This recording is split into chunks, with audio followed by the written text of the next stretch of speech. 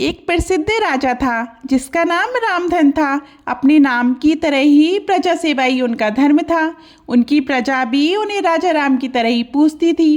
राजा रामधन सभी की निस्वार्थ भाव से सहायता करते थे, फिर चाहे वो उनके शत्रु की प्रजा हो या अन्य किसी राज की। उनकी ख्याति सर्वत्र थी। उनके दानी स्वभाव और व्यवहार के गुणगान उनके शत्रु राजा तक करते थे।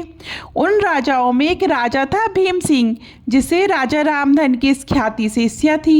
इस ईर्ष्या के कारण उसने राजा रामधन को हराने की एक रणनीति बनाई और कुछ समय बाद रामधन के राज्य पर हमला कर दिया। भीम सिंह ने छल से युद्ध जीत लिया और रामधन को जंगल में जाना पड़ा। इतना होने पर भी रामधन की लोकप्रियता में कोई कमी नहीं थी। हर जगह उन्हीं की बातें चलती थी, जिससे भीम सिंह को चैन भी ना था। उसने राजा रामधन को मृत्यु दंड देने का फैसला किया। उसने ऐलान किया कि जो राजा रामधन को पकड़कर उसके सामने लाएगा वो उसे 100 सोने की दीनार देगा। दूसरी तरफ राजा रामधन जंगलों में भटक रहे थे। तब उन्हें एक राहगीर मिला और उसने कहा, भाई तुम इसी जगह के लगते हो, क्या मुझे राजा रामधन के राज्य की तरफ का रास्ता बता सकते हो? राजा रामधन ने पूछा, तुम्हें क्या काम है राजा से?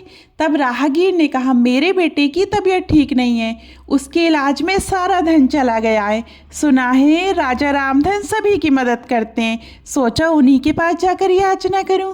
ये सुनकर राजा रामधन राहगीर को अपने साथ लेकर भीम सिंह के पास पहुंचे। उन्हें देख दरबार में सभी आश्चर्य में थे। राजा रामधन ने कहा, हे राजन, आपने मुझे खोजने वाले को 100 दीनार देने का वादा किया था। मेरे इस मित्र ने मुझे आपके सामने पेश किया है, अतः इसे वो 100 दीनार दे दें। ये सुनकर राजा भीम सिंह को एहसास हुआ कि राजा रामधन सच में कितने महान और दानी हैं, और उसने अपनी गलती को स्वीकार किया। साथ ही राजा रामधन को उनका राज्य लौटा दिया और सदा उनके दिखाए रास्ते पर चलने का फैसला किया। मनुष्य को अपने कर्मों का ख्याल करना चाहिए। अगर आप अच्छा करेंगे तो अच्छा ही मिलेगा। माना कि कष्ट होता है, लेकिन अंत सदैव अच्छा होता है।